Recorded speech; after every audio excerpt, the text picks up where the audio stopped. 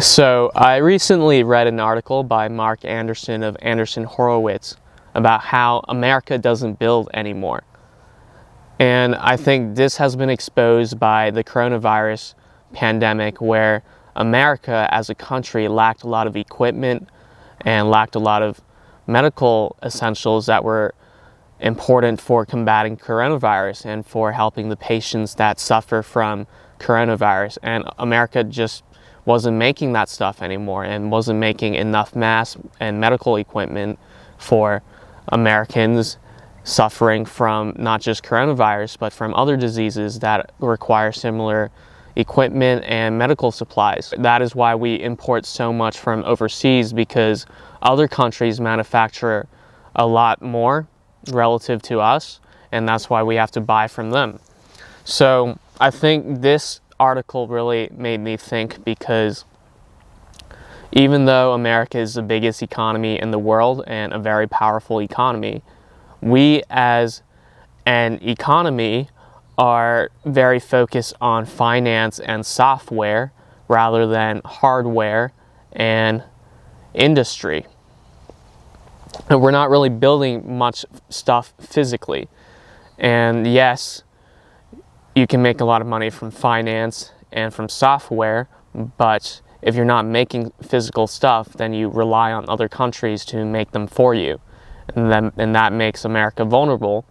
Like when coronavirus happened, we had to rely on other countries for our medical supplies because we weren't making enough of them ourselves. The United States used to be an industrial and manufacturing powerhouse, but now that is gone, and we don't live in that world anymore, and we rely on other countries to make our physical goods. If you look at transportation, we aren't really building a lot of roads and infrastructure. We aren't building a lot of real estate. A lot of American cities have mostly buildings that were built a long time ago, and there aren't a lot of new buildings anymore.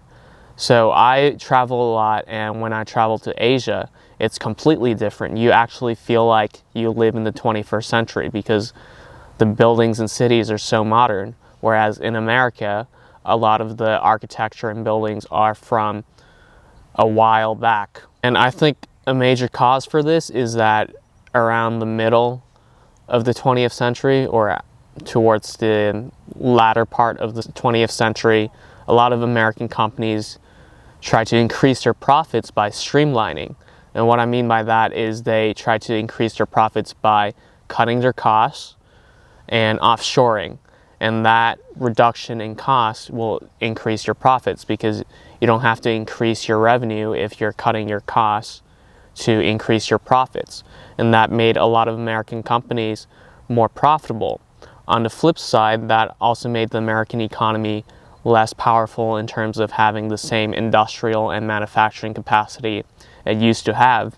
And it made the American economy more reliant on foreign economies to build the stuff for us. And I don't want people to think that this is just a fact of life for developed countries and we should just accept it, and that developing countries will always have the upper hand in making stuff and manufacturing stuff. This is totally false. Take the example of Germany. Germany is also a developed country, and it has a massive industrial capacity and makes a lot of physical goods. And that just shows that the fact you are a developed country doesn't mean you can't have the ability to manufacture a lot of physical goods and be an industrial powerhouse. Also, it's not a money problem either, because America has plenty of capital and plenty of money to fund a lot of entrepreneurial ventures and a lot of business enterprises. So money is not the problem. We have plenty of capital, and a lot of foreign countries and foreign companies actually try to raise capital here because of how much money people actually have.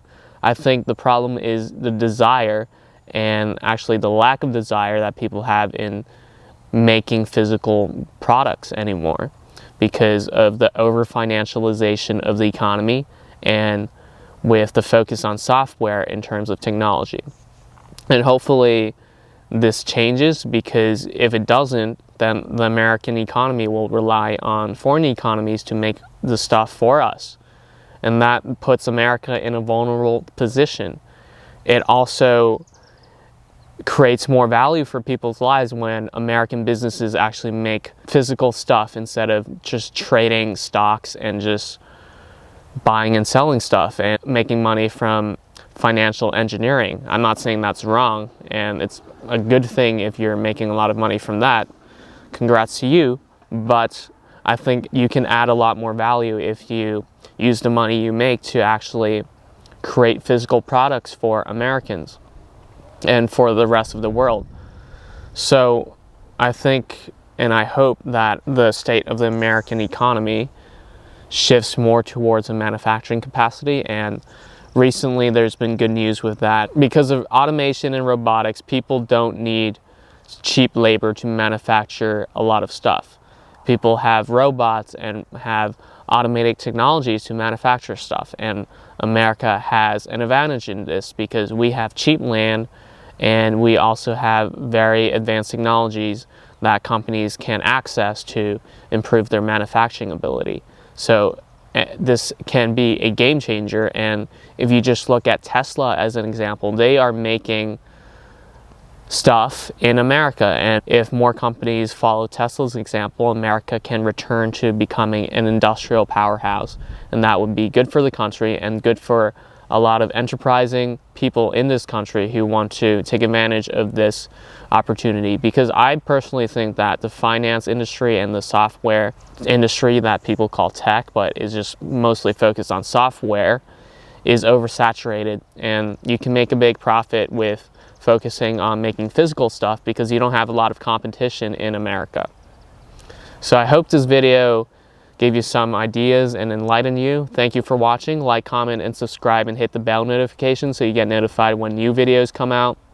Also, follow me on Instagram where you can DM me, and follow me on Medium where I write about the same topics I talk about on YouTube. The links for my Instagram and Medium are in the description below, so check that out, and I'll see you next time.